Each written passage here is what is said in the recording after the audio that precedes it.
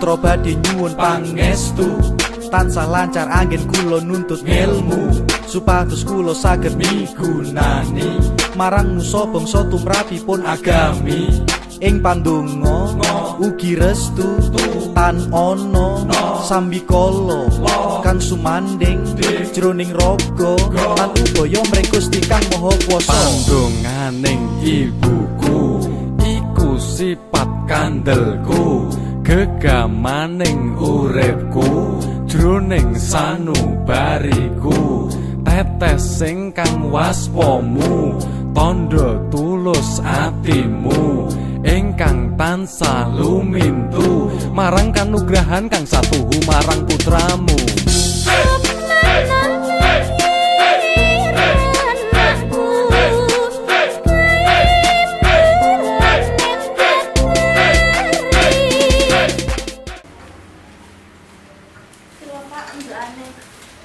Oh iya, matur nuwun ya.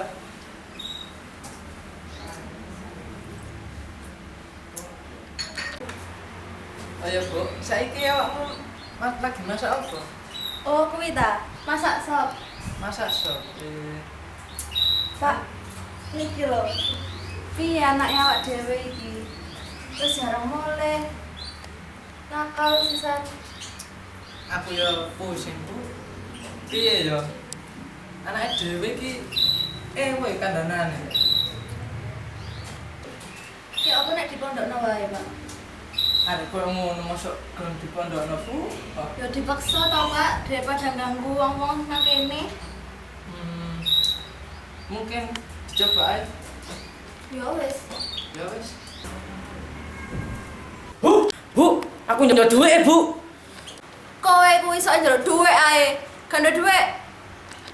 Wingi mari oleh arisan ngono Bu. Kowe iki apa maksudmu? Teko-teko njaluk dhuwit nang ibumu iku. Kon pikir ibumu iku bang apa? Pak, sampean gak nonton duit ngono Pak. Iki dompet iki lho iki duit iki. Oh, bojokan ibu iki asline. Wis tak minggat aku. Woi, lara kowe. Tuh, tak balik lagi lho. Astagfirullahaladzim. Kurang ajar tenan arek iki rek. Ya Allah. Wis to, Pak Jarno, Pak. Anu Bu, Pak. Astagfirullahaladzim. Ya Allah. Terus nek ngono, Pak, njaluk tolong didungani Pak Ustaz ae, Pak. Anake awak dhewe iki wis parah. Gak iso dikandani blas. Iya boleh. Aku ya wis pegel nangani anak dhewe. Ya Allah, astagfirullahaladzim. Wis ngono kuncen kabeh omahe. Aku gak sida mangan. Aku jalan. Asik ya, Pak. Tak siap-siap. Jani. Assalamualaikum.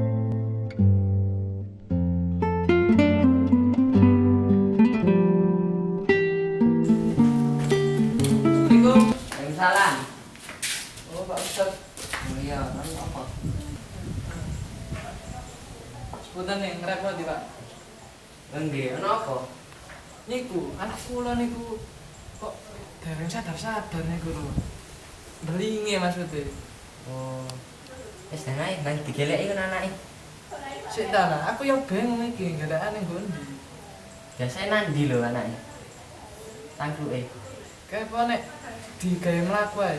Iki. Wis, ayo budal. Nggih, pun.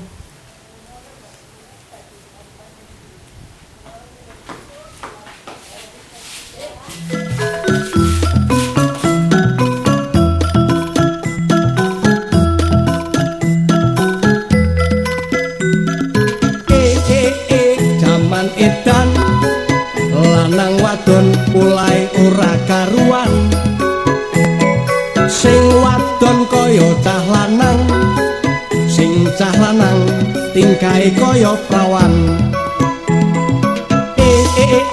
jaman edan lanang wadon saya ugal-ugalan sing wadon padha tatoan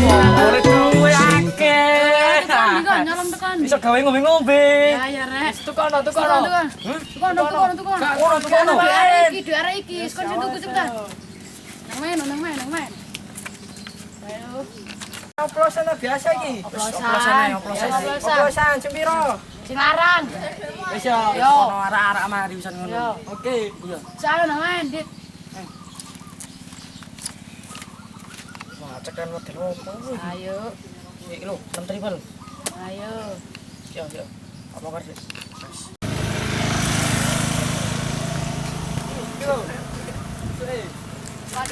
Saya ini Man. saya untel man.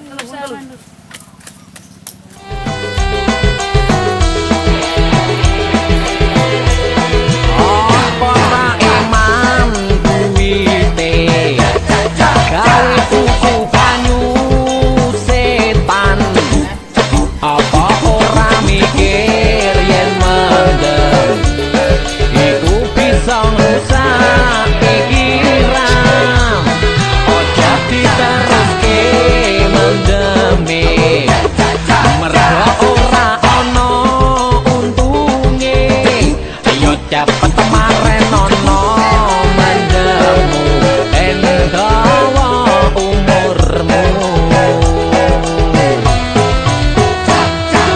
tutup penebakamu tutup penoplosanmu emanan nyawamu ojo mbok terus nih mergane ora ono gunane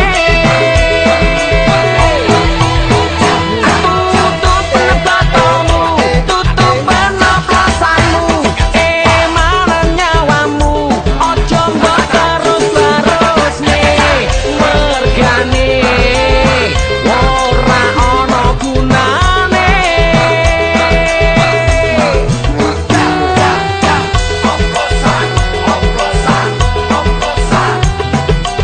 Ayo kabeh pokoke padha joget oplosan bareng Mister Nurbayan yo. Asik-asik. coba sawangan kae kanca kancamu akeh sing padha Ayo kayak bagi masuk tok gele iki, sida tak awakmu. Tak duwe mbahmu. Ada duwe iki ki apa? Kok ngakoni nomor iki? Duwe iki apa? Duwe apa nomor apa? Nomor sandal, ngomong ae nomor togel kok kayak piro ya piro? Hah? Ketane sing metu 09 mbak 55 iki. Duwe endi duwe? Yo masang. Ya ayo kabeh masang kok sing oleh kok gampang oleh diakeh kok. Lah ya masang dhisik. Masange lho dhisik. Ya toko wong tuamu, jelek wong tuamu lho ya. Tua wis. Ngono ae ya duwe wong maneh. Sing gak duwe lho.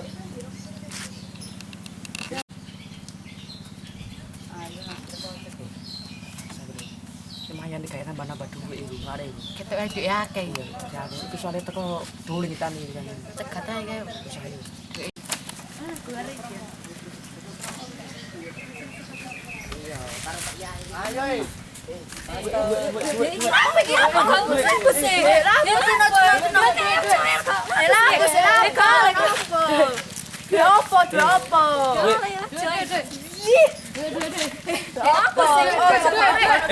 Gak temen tuh kabeh kon.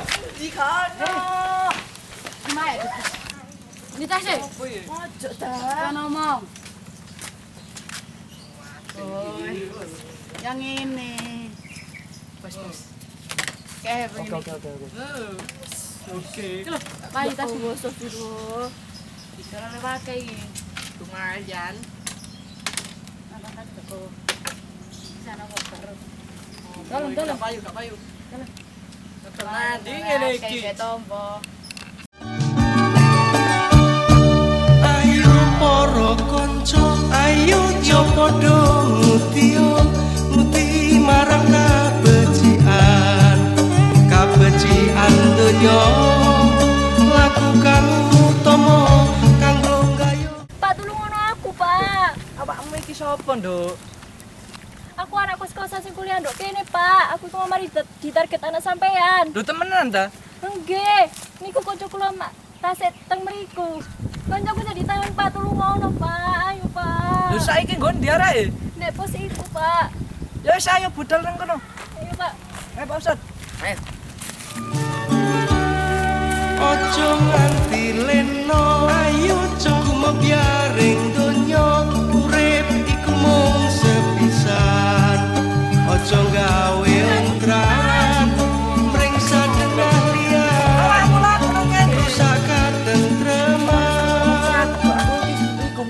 aku gak ngurusin aku bareng sama niku. Ya Allah nak. Sadar ta nak. Masa kowe lali ambek wong tuamu nak. Wis. Mudun nduk, mudun. Apa ngene? Kan gak apa-apa ta, mang gak dijal apa-apa.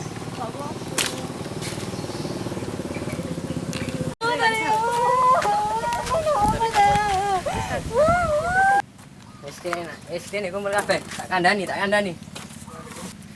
Nah, urip iki mek sepisan. Nek sampean ngene ae, gak gelem ibadah, meneh sampean iki dadi apa? Dadi wong ya, Pak ya. Oh, dadi sawah ta? Ya mboten, Pak. Ya wong biasa. Ngene iki lho, gak sakno ta karo wong tuamu. Mendem, main. Wong tua lek didik anak lek ben bener. Nah, sampean kok malah ngene. Urip ing donya minangkane mampir ngombe. Kudu nrimo, kudu sabar, kudu ngomong karo awake dhewe uga wong liya. Syukur karo sing kuwasa. Sifat adigang adigung adiguna ora bakal mlangke lakon. Aja dumeh dadi wong bisa, aja dumeh dadi wong sugih, aja dumeh dadi wong kanggo. Kuwi kabeh naming pacoban urip. Balung bisa ajur, bondo bisa entek, wong bagus ora sak lawase. Wong ayu ora sak suwene, ora ana sing langgeng liyane Allah Subhanahu wa taala. Sing jujur aja ngapusi, sing pinter aja keblinger. Nek kowe krasa lara dijiwit, aja jiwit wong liya. Ngono kuwi ku rungokno. Pak Ustad iku ngomong apa rungokno. Awakmu iku wis berubah do. Biyen iku awakmu iku apian areke. Saiki ada beling awakmu. Ya Allah. Nah, tebato nah. Lho, iki lho, krungu suara adzan. Wis ae nang masjid sembayang. Tapi Pak, aku ngancani wudu kok. Wis gak apa-apa, aku tak ajari nang kono. Allahu Akbar Allahu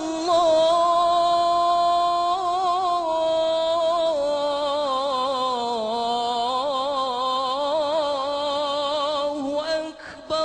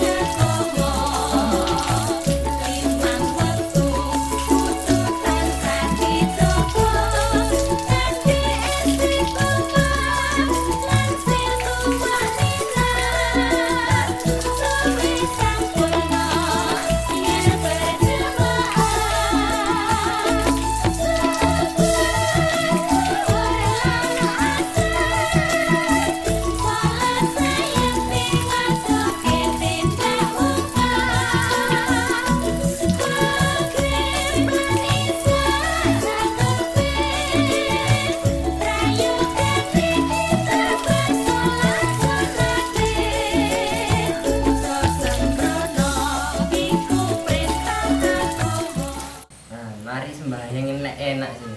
Hati adem, pikirane tenang wis. Nggih, Pak. Nah, biyen sampean iku lahir teko wong tuamu, apa meneh wong tua wedok. Sampean iku kudu nurut. Nggih, Pak. Kandung sampean iku 9 wulan iku soro. Rumah iku ya pegel, miring pegel, nek tengkurep sampean kok penyet.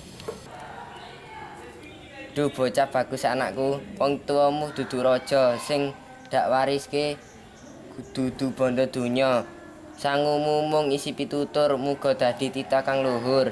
Anak lanang bagus sing ati, aja lali angonmu memuji. Nggih, Pak Ustad. Wis sampean njaluk sepuro nang bapak ibu sampean. Nang sing dadi wong sing nurut. Terus gak usah mendem-mendem, gak usah main. Nah, ya sampean ngene lak enak to. Sampean iku dadi arek api. Bapak iku yo nek kerja iku gak kepikiran. Bapak iku kepikiran sampean iku kerja dadi rusak kabeh. Ngene lak bapak luwih seneng. Ngono lho. Ibu yo seneng. Ibu iku bendina njaluk nang Gusti Allah. Donga nek sampean iku iso dadi arek api. Pak, kula nyuwun ngapura Pak nggih. Kula bakal tobat. Kula bakal ngajak kanca reang-reang kula niki tobat nang Gusti Allah, Pak. Ngapunten, Pak. Ngapunten. Ya nak sepuro. Awakmu iku sakjane wis tak sepuro ket ben biyen. Nggih. Saking awakmu gak sadar-sadar. Bu. Sepiro-piro salahku, kula nyuwun ngapura, Bu nggih. Ya nak, sadurunge kowe njaluk sepuro, ibu pasti wis nyepuroni sampean. Nggih, Bu. Ngapura, Bu. Nang liya uripku sendelo yo kanca